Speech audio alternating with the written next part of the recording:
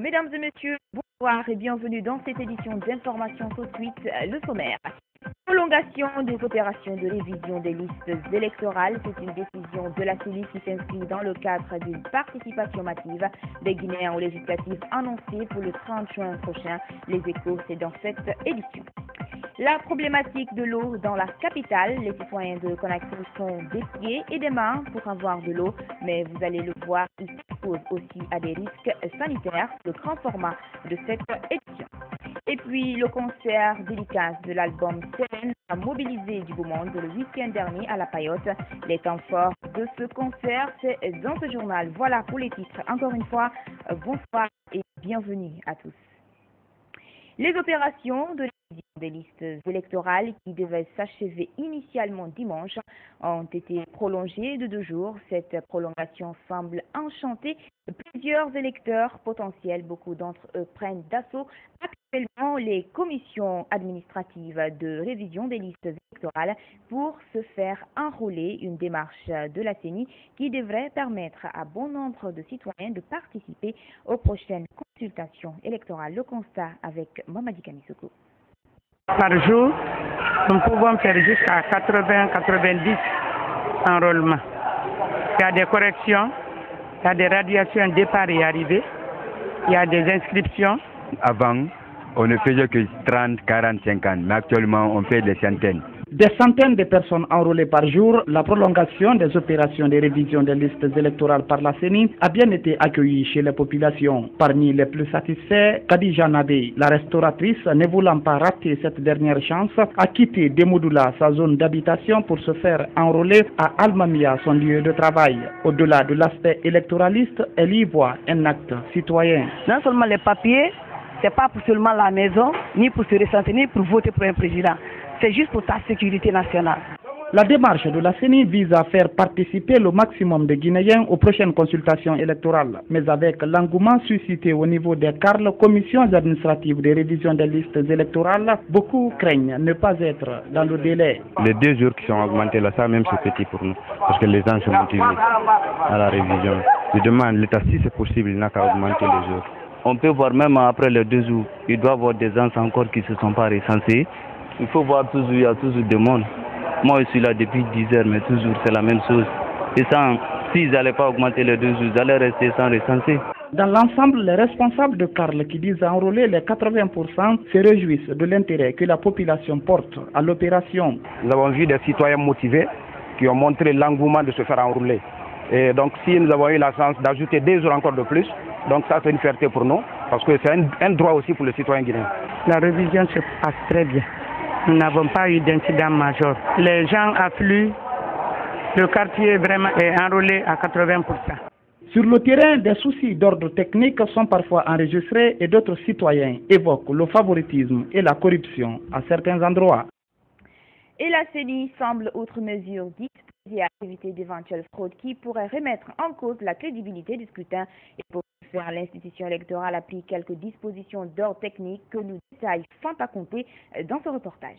À la CENI, l'heure est au dernier préparatif des élections législatives. Les commissaires sont à pied d'œuvre pour respecter la date du 30 juin prochain. Après le bouclage de la liste des partis engagés dans le processus électoral et la révision qui prend fin dans quelques heures, il ne reste plus qu'à présenter aux Guinéens un fichier propre. Contrairement aux élections présidentielles, la CENI a pris cette fois-ci certaines dispositions techniques, des mesures qui devraient permettre à l'institution d'éviter des cas de fraude. La démarche, selon le directeur des opérations de la CENI, vise à faire des législatives un scrutin libre, transparent et accepté de tous. Nous sommes en pleine mer maintenant. On ne reculera plus. Tous les dispositifs pour rassurer la classe politique sont aujourd'hui actés à la CENI. Conduits selon les procédures de l'Union européenne du FED, nous avons sélectionné les opérateurs chargés de mettre en œuvre les 2 dispositifs qui permettent de sécuriser le fichier électoral. Qu'est-ce à dire? Quand on fait un fichier électoral biométrique, il y a 2 sources de fraude principales. Une qui est technique, une qui est du ressort des commissions administratives. La première technique, c'est effectivement de passer à travers et s'amuser à aller dans plusieurs sites s'enrôler. La deuxième source de fraude, c'est la fraude en enrôlement anormal.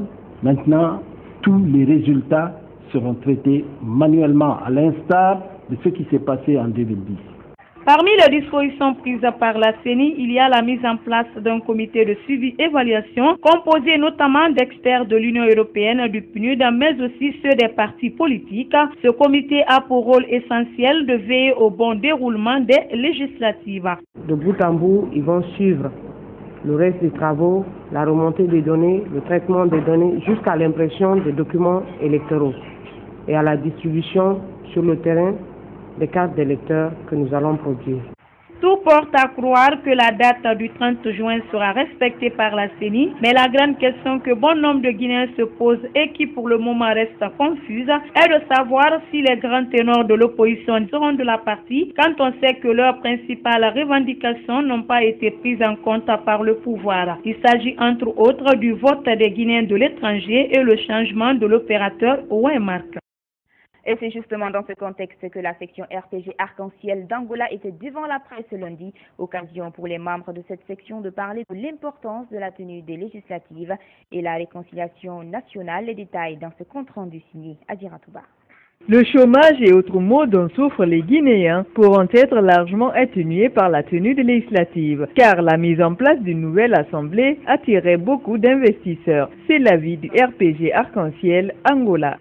Élections législatives, c'est pour discuter à l'intérêt des populations. La diplomatie, c'est quoi? On ne ferme pas la porte. Il faut toujours qu'elle soit ouverte. Donc la négociation, tant que c'est vivant, il faut négocier. L'Assemblée nationale, c'est la crédibilité d'un pays. Et sans cette crédibilité, les bailleurs de fonds ne vont pas s'investir. Et c'est pourquoi nous voulons nous lancer à la sensibilisation porte à porte. Autre aspect important aux yeux de la section Angola du RPG Arc-en-Ciel, la réconciliation nationale. Accepter la réconciliation nationale, à oublier le problème ethnique dans notre pays. Nous allons passer à tous les moyens que nous disposons pour faire parvenir nos messages. Il faut croire à la paix, qu'il faut croire aux Guinéens, qu'il faut croire à la réconciliation nationale, qu'il faut accepter parce que nous avons vécu dans des pays où il y a eu des guerres, comme Tchernobyl vient de dire, et ce pays aujourd'hui se porte mieux que beaucoup de pays en Afrique. La section RPG Arc-en-Ciel Angola invite opposition et pouvoir à un dialogue fructueux pour sortir enfin de cette crise.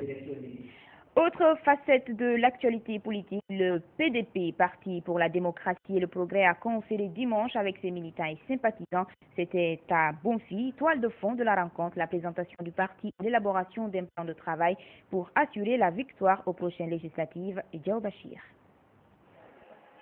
Entouré de quelques membres du bureau exécutif, dont son conseiller juridique, et devant des militants et sympathisants, le président du Parti pour la démocratie et le progrès, PDP, est tout d'abord revenu sur la genèse de sa formation politique. Puis il a expliqué à ses militants le bien fondé de la rencontre. Il s'agit pour Fodé Nsouma d'amener ces derniers à resserrer les rangs derrière les idéaux du parti, ceux de rassembler tous les Guinéens sans distinction pour un développement harmonieux de la Guinée.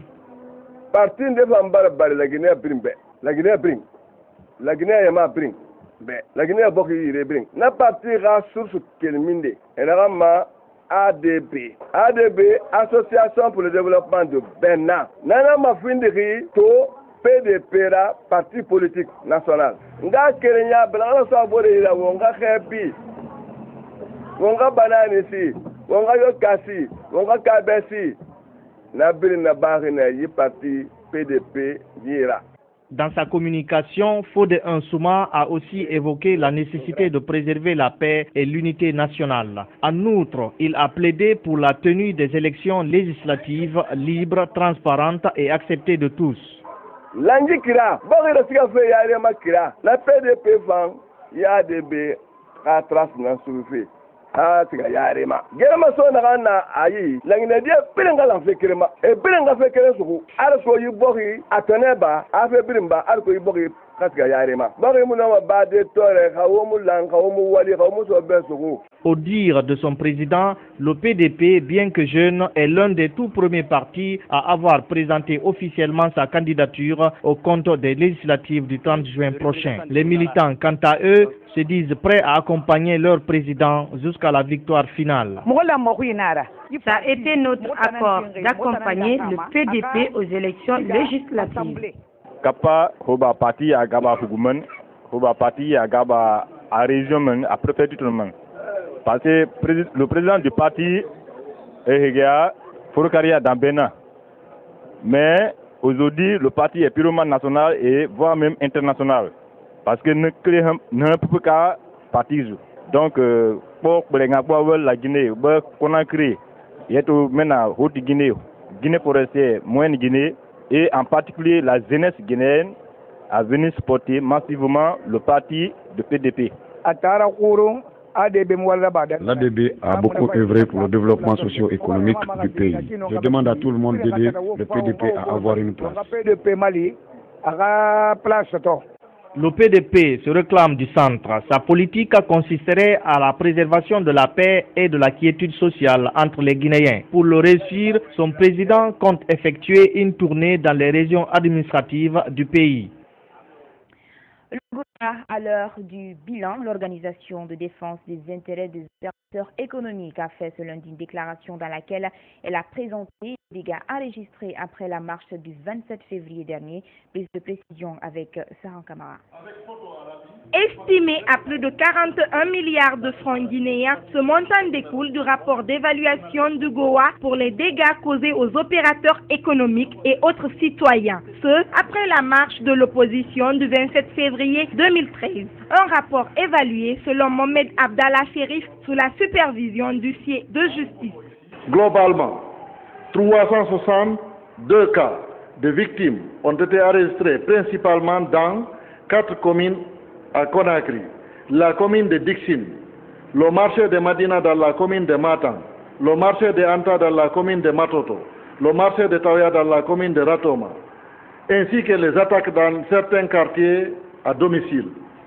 Le GOA invite l'ensemble des commerçants et opérateurs économiques à la solidarité d'action pour le soutien sans faille des commerçants victimes de dégâts. Le président du GOA invite aussi les services compétents de l'État au renforcement de la sécurité des commerçants dans l'exercice de leurs fonctions, ainsi que l'ensemble des citoyens. Par la même occasion, il demande aux hommes politiques de trouver un terrain d'entente. C'est aussi le lieu et le moment d'inviter le président de la République et l'opposition à bien vouloir accepter de créer un cadre propice à l'instauration d'un dialogue franc, à l'avènement d'un climat de paix, d'entente et de quiétude pour une prospérité tant souhaitée par les populations guinéennes. Le rapport définitif porte exclusivement sur les pertes en marchandises, moyens de locomotion et autres biens se trouvant à l'intérieur de boutiques, magasins, containers, tables et des maisons détruites ou incendiées. Les destructions ou incendies d'édifices n'ont pas été pris pour le moment en compte. Rendre propre le secteur Kakimbo, c'est la mission que se sont assignés les jeunes de cette localité. Pour matérialiser cette volonté, ils ont organisé le week-end dernier avec les responsables locaux une journée d'assainissement. La démarche vise à favoriser un environnement sain pour les riverains. Aminata Djontou Diallo. À l'image d'autres secteurs de la commune de Ratoma, celui de Kakimbo dans le quartier Ratoma Centre s'implique dans l'assainissement de leur localité. Les jeunes se mobilisent et disent non à la violence. Ce week-end, ils étaient nombreux à assainir leur localité, mais aussi par cet acte à protéger le marigot qui abrite l'un des forages qui, selon eux, ravitaille la majeure partie de Ratoma en eau potable. Kakimbo, où nous pensons que c'est synonyme de violence. Le vrai changement, c'est avec Kakimbo. Vous voyez ici l'entière jeunesse de Kakimbo, une jeunesse consciente qui est en train de tout faire pour sauver l'environnement. Car si l'environnement n'est pas sain, ça veut dire que nous sommes dans la maladie. Et ça entraîne vraiment, ça peut bloquer même le développement tant souhaité par le gouvernement actuel sous la conduite du professeur Alpha Condé. La jeunesse est mobilisée aujourd'hui avec les responsables, les sages, les citoyens du quartier, du secteur pour pouvoir nettoyer ici afin que le secteur soit désenclavé.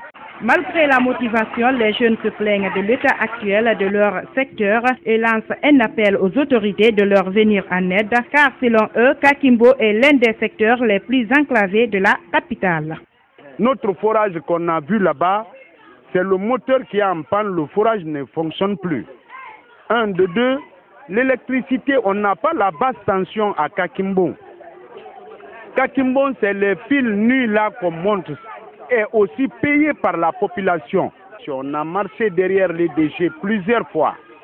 Rien n'a marché, ils nous promettent toujours, ce n'est pas réalisé.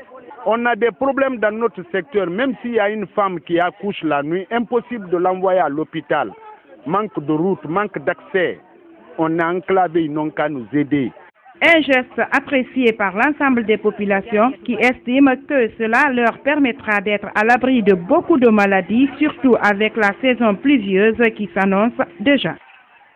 Les suites maintenant des travaux de dépannage de la conduite centrale de la SEG. Les techniciens de la Guinéenne de l'eau ont procédé le week-end dernier au bétonnage du tuyau de ravitaillement des populations de Conakry en eau. La méthode devrait permettre de protéger efficacement les installations de la SEG, de quoi redonner du baume au cœur du coordinateur général de la société. Les précisions dans ce reportage de la Joie Barry. Bientôt, l'eau va à nouveau couler dans les robinets après plusieurs jours de pénurie. Et ça sera la fin des jours de souffrance des populations de certains quartiers de la banlieue de Conakry. Le tuyau central a été réparé et recouvert pour mieux protéger les installations contre d'éventuelles pannes. Depuis cette casse, nous sommes à cheval pour pouvoir remettre le service. Les travaux sont presque achevés parce que l'essentiel est fait. Et il s'agit du raccordement et du bétonnage, c'est-à-dire les buteux qu'il faut mettre pour ne plus que la conduite bouge. Et ce matin, nous avons fini le bétonnage. Il suffit d'attendre juste le temps qu'il faut pour la consolidation de ce béton. Le coordinateur général rassure de la disponibilité de son service à donner de l'eau très rapidement aux citoyens concernés. Le béton il a été coulé, nous attendons qu'il durcisse, qu'il fasse totalement sa prise, qu'il se consolide avant de procéder à la mise en service de cette conduite.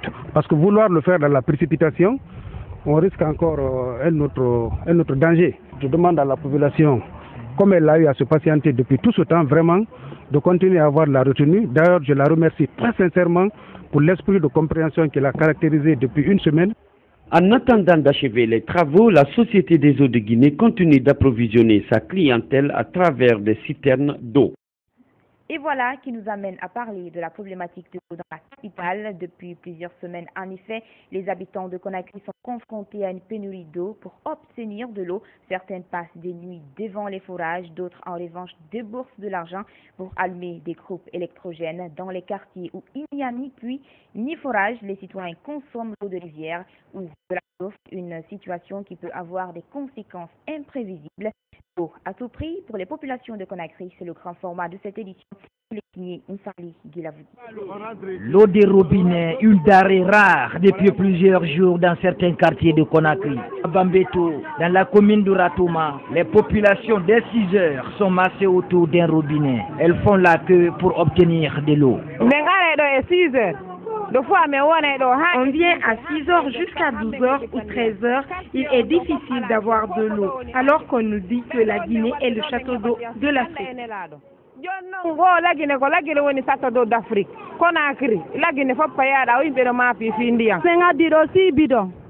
J'ai envoyé 6 bidons, je n'ai même pas eu un.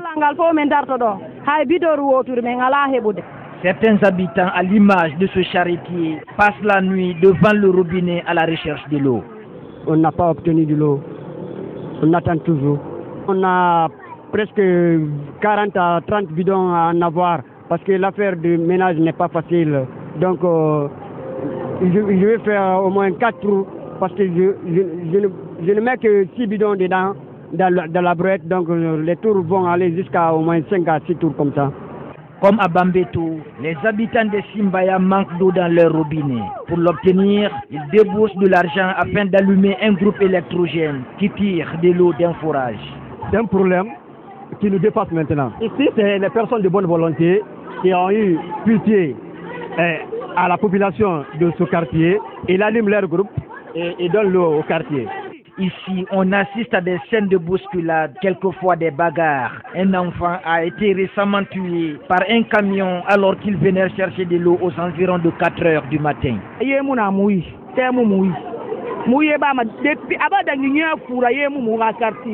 On n'a pas d'eau. Les gens de la cité Obeka aussi refusent de nous donner de l'eau. Tous les jours, nous payons de l'essence pour avoir de l'eau. Nos enfants meurent sur la route aussi. On souffre énormément.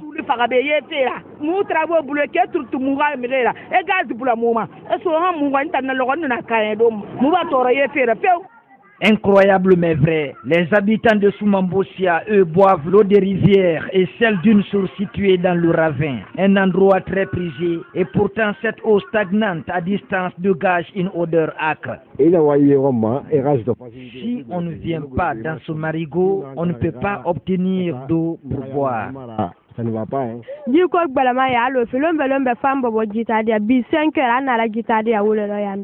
sortis à 5 heures du matin chercher l'eau dans cette source. Quand elle tarit, on attend qu'on nous aide. Il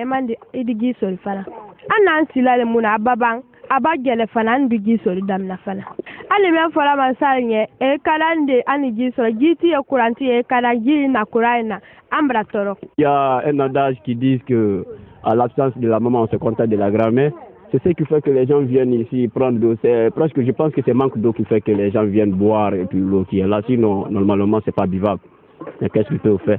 D'autres même sont tenus obligés de déplacer des véhicules jusqu'à aller vers le Sangoya ou Matoto pour pouvoir gagner d'eau potable. Parce que tout simplement, il n'y a pas d'eau. J'ai fait un appel auprès du président de la République. Ils n'ont qu'à essayer de régulariser au moins le problème d'eau. Même cri de cœur à Yembea, où les femmes mesurent l'eau dans des gobelets. Désabusées, elles réclament à corps et à cri une eau potable en vue, disent-elles, de préserver leur santé, surtout en cette période de grande pluie. Le gouvernement n'a qu'à tout faire, n'a qu'à nous aider pour avoir de l'eau. Ça fait presque 2 semaines on n'a pas d'eau. On part dans les marigots pour aller chercher à boire. Ça peut être source de maladie, mais comment on va faire? On n'a pas où chercher d'eau. À la place de l'eau des robinets, certains citoyens de la banlieue de Conakry pour l'heure consomment l'eau des rivières ou des puits. Une situation qui doit interpeller les décideurs sur la problématique de la desserte en eau potable à Conakry. Autre facette de l'actualité sociale, rien ne semble aller entre la direction de la Banque populaire maroco-guinéenne et les travailleurs. Ces derniers exigent le départ du directeur général de cette institution bancaire, alors que reproche-t-on à Iraki Ousseini Ahmed et la réponse dans ce reportage signé Malik Siakiti. À part cette banderole affichée à l'entrée de l'agence principale de la banque sur laquelle on peut lire quelques cris de cœur des travailleurs, il faut s'y rendre à l'intérieur pour comprendre le désaccord entre les travailleurs et la direction. Nous sommes en débrayage. Pourquoi? C'est contre notre directeur général qui a fait plus de 14 ans dans ce pays et dans cette boîte, qui a le mépris pour le personnel guinéen, qui n'accepte pas le plan de carrière des travailleurs guinéens. Vous vous rendez compte, ça fait 14 ans que ce monsieur est là. Aucun travailleur n'a pu obtenir une formation bancaire, même l'interne comme à l'extérieur. Étant donné que les fonds sont débloqués à partir du Maroc pour former tous les travailleurs, mais ils refusent. Sans interrompre leur service, les travailleurs veulent attirer l'attention des autorités sur certaines pratiques dans la gestion de l'institution. Le service est là. La banque ne sera pas fermée. Mais c'est lui qui sera empêché de rentrer dans cette boîte. La banque fonctionne. Il a poussé notre premier DGA à démissionner. Et ça fait 7 ans que ce poste-là est vide. Étant donné que la Guinée a 43,24% de part dans cette boîte. Il dénonce aussi des cumuls de postes de la part des partenaires qui mettent en cause la convention qui régit cette institution bancaire. Il faut que la Guinée jette coup d'œil dans cette boîte. Je vais vous dire, un seul Marocain représente 2 départements par mépris. Le pire, c'est quoi? C'est le contrôleur général qui assure l'intérim de l'agence centrale. Il est juge et partie. Nous sommes au mur. Dans une pétition, les travailleurs de la banque maroco-guinéenne, en plus du départ de leur directeur général, demandent l'audition de sa gestion des devises ainsi que celle de son neveu Moustapha. Monsieur Zakani, qui assure l'intérim du directeur général en déplacement, n'a pas voulu se prêter à nos questions. Au chapitre des faits divers, une jeune fille a échappé à une tentative de viol la nuit dernière à Bambeto, candidate au bac. Elle a été sauvée de justesse par une patrouille de la brigade anticriminalité de Kaporo. Un des présumés violeurs a été arrêté et écroué à la CNIS de Bambeto. Explication Beno Marsila. C'est dans la nuit de dimanche à lundi que la jeune fille a été attaquée par un groupe de jeunes à Bambeto. Élève en terminale, la victime était sur le chemin de retour de l'école pour les révisions quand elle a été attaquée et sauvée par la patrouille de la brigade anticriminalité de Kaporo. Je voulais m'embarquer. Il y a un petit jeune homme qui était parmi nous. Il voulait voler. Moi, je ne savais pas. Bon, je pensais qu'il voulait monter dans la voiture. Il m'a bousculé, je suis tombée. Ses amis sont venus. Ils m'ont pris le pied. Ils m'ont demandé je leur ai dit que moi, je ne sais pas. Maintenant, quand je dis je ne sais pas maintenant, toujours, le gars m'a... Celui-là, il tenait mon sac. Moi aussi, je tenais l'autre côté du sac. Maintenant, on m'a tiré, on m'a fait descendre au fossé. Maintenant, l'autre a enlevé ma pagne, l'autre a déchiré le truc que j'avais, le calisson avec le baya. Tout à coup, je ne sais pas, ils ont vu la voiture des policiers venir, les deux autres sont fuis. Moi aussi, j'ai attrapé le gars là, mais j'ai dit aujourd'hui, tu vas me tuer.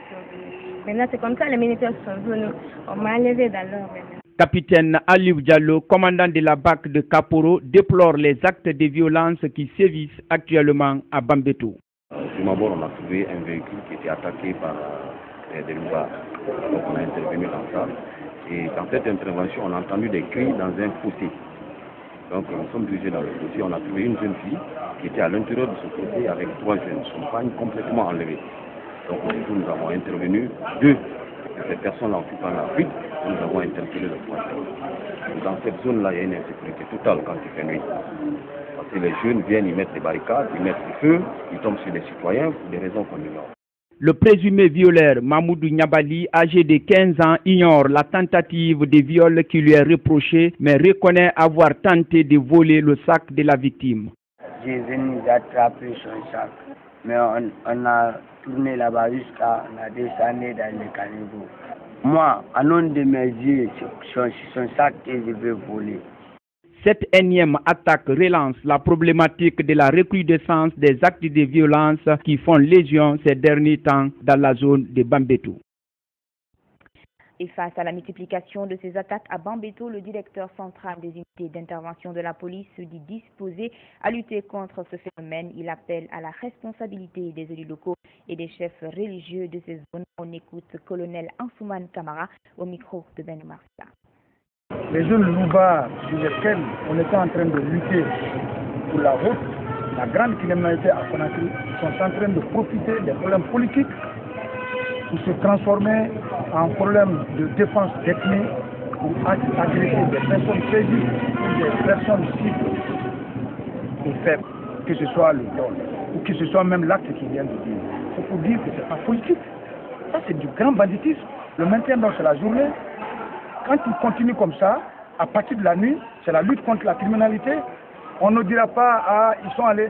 Quand on va contre les criminels, les armes qu'ils ont, on va avec la proportionnelle. Donc il faudrait que les gens cessent. On prend pour argument manque de courant, manque de ceci, manque de cela. Si c'est manque de courant, mais vous faites votre slogan, mais vous ne barricadez pas la route, vous laissez passer. C'est pas les citoyens, par exemple la jeune fille là, qu'est-ce qu'elle en est dans l'effet de courant? Il faudrait que l'opinion nationale intérieure constate que ce n'est plus le maintien d'ordre. Nous sommes en danger face à ces gens. C'est des bandits. Ils ne sont pas à la solde des partis politiques, ils ne sont pas à la force. C'est un groupe de gangs, ils sortent, ils brigandent n'importe qui que tu sois. Il suffit seulement que tu aies des moyens, ils t'arrêtent, on te retire, on te dépousselle de tout ce que tu as, téléphone, argent, voire même véhicule. Donc on n'a qu'à juger. Et ce n'est nulle part. C'est de Amdalaï à Bambeto. Tout le temps c'est comme ça. Est-ce que les chefs de quartier de là-bas, les élus locaux de là-bas, les responsables religieux de là-bas, est-ce qu'ils se posent la question? Pourquoi nulle part sauf ici? Ces gens-là, ils viennent d'où? Qu'est-ce qu'ils veulent? Parce que quand nous on va prendre les dispositions, mais on va boucler le coin, et il ne faudrait pas dire on est terrorisé, on n'arrive même pas. Mais quand même, en pleine ville comme ça, on ne peut pas accepter des choses comme ça. Et les enfants, ils vont continuer à réviser. Et ils vont continuer à circuler au mois des bacs. Ils vont même réviser jusqu'à des heures tardives. Mais si leur sécurité n'est pas assurée, elles ne sont pas à l'abri des viols. Ça ne peut pas aller. Culture dans cette édition, le concert dédicace de l'album Célène de l'artiste Karifala Kouyaté s'est déroulé le week-end dernier au Centre culturel de la Payotte. Plusieurs artistes ont pris part à ce rendez-vous culturel placé sous la présidence de l'administrateur général du groupe Évasion Guinée. Fodé Camara revient pour nous sur les temps forts de ce concert.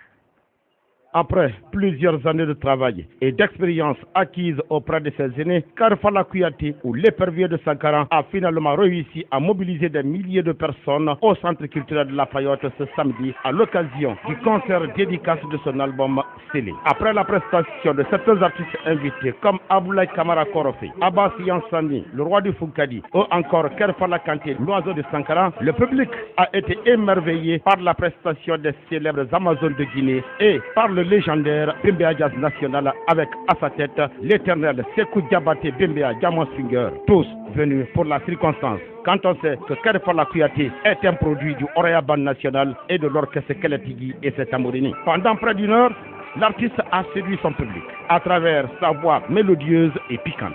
Ainsi, Karifala Kouyaté, avec cet album de 14 titres tirés du terroir musical guinéen, rejoint le marché du disque guinéen grâce aux bonnes volontés. On peut citer Mamatadi Kondé, qui n'a pas hésité à mettre des grands moyens pour la réussite de l'événement, tout comme l'administration générale du groupe Évasion Guinée. Karifala Kouyaté sort finalement cet album après 15 ans de préparation, comme pour dire que celui qui a dit qu'il vaut mieux tard que jamais n'a pas eu tort.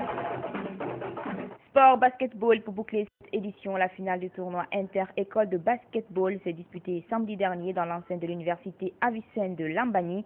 Durant une semaine, plusieurs écoles et universités de la capitale se sont affrontées. Le trophée est resté à Avicenne, dont l'équipe s'est imposée face à Jean Mermoz sur le score étriqué de 43 à 40 paniers. Les temps forts de cette finale avec Benoît Silla. La compétition a regroupé les équipes de l'université UTAG, de Billy École, de Jean Mermoz, d'Avicenne, de Bill Gates et d'Aboud Majid, du 4 au 11 mai dans l'enceinte de l'université Avicenne. Après avoir balayé sur son passage tous ses adversaires, l'équipe de l'université Avicenne s'est retrouvée en finale le week-end dernier avec